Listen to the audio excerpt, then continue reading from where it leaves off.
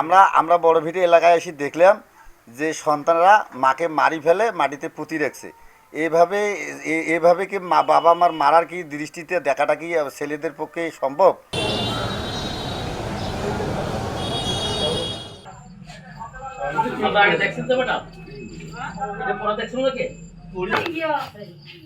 আপনি দেখেন সাদার মাঝে কালো প্রিন্ট।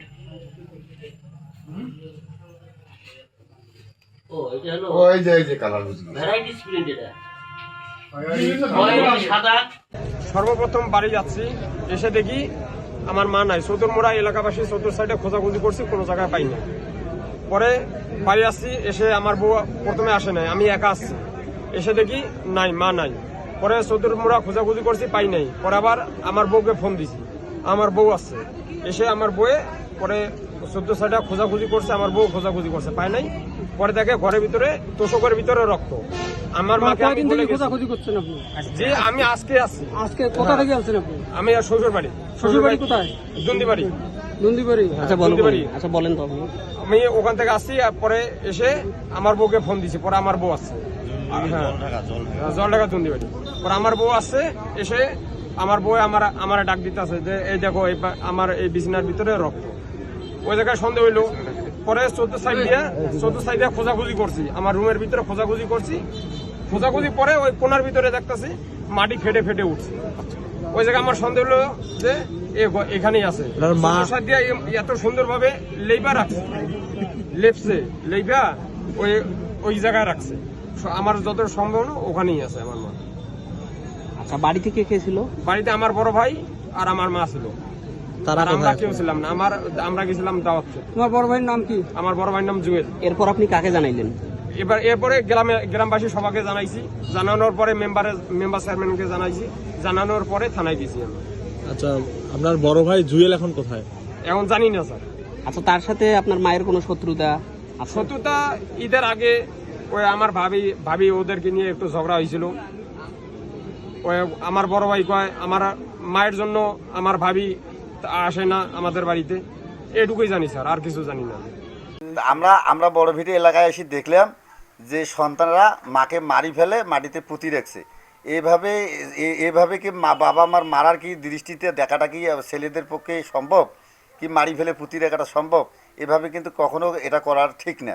তো এটা কিন্তু আরও বড় ভিটে এলাকায় যদি এমনও বিচার হয় যেন এইরকম কোনো আর এই বড় ভিটে এলাকায় যেন কোনো এরকম দুর্ঘটনা ঘটে না। এই নাতিনি আমার মেয়ে, এই সাইডটি আমাদের বাড়ি 2 মেয়ের সাথে নাকরা আছে।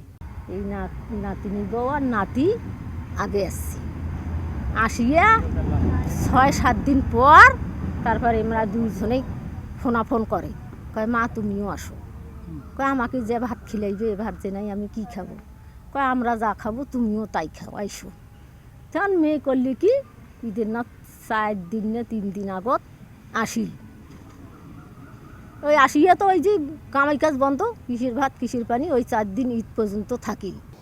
6 ঘটিকার সময় জনক লাভিন ইসলাম বড় ভিটা বাড়ি কিশোরগঞ্জ থানাধীন, উনি থানায় এসে মৌখিকভাবে জানায় যে ইংরেজি 1/5/2026 তারিখ দুপুর 12 ঘটিকার সময় সে এবং তার স্ত্রী তার শ্বশুর বাড়িতে যায় একমাত্র মাকে বাড়িতে রেখে।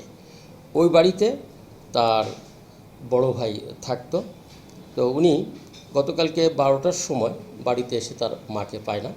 মাকে খোঁজাখুঁজির এক পর্যায়ে বিভিন্ন জায়গায় দেখে কোথাও না পেয়ে বাড়ির ঘরেতে খাটের তোষকে এবং মাটির মেঝেতে রক্তর দাগ দেখতে পায়।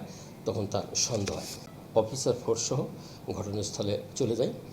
যাওয়ার পরে আমরা ওইখানে স্থানীয় লোকজনের উপস্থিতিতে আমরা যে একই বাড়িতে একটা টিন শেড ঘর, 3 রুম বিশিষ্ট, যেটার একটা তোষকের রক্তের দাগ দেখতে পাই মেঝেতে, এবং পাশের কাঁচা মাটির মেঝেতে ফাটল দাগ এবং লেপা দেখা যায়। তখন আমাদের সন্দেহ হয় যে এখানে মেরে লাশটি পতিত করে রাখতে পারে।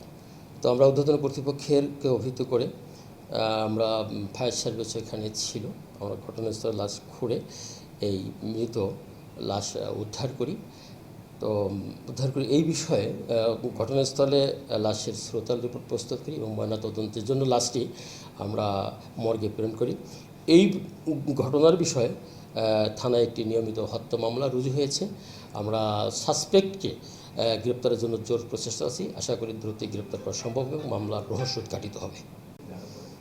তার পরিবারের লোকজনকে জিজ্ঞাসাবাদ করা হচ্ছে এই বিষয়টা নিয়ে।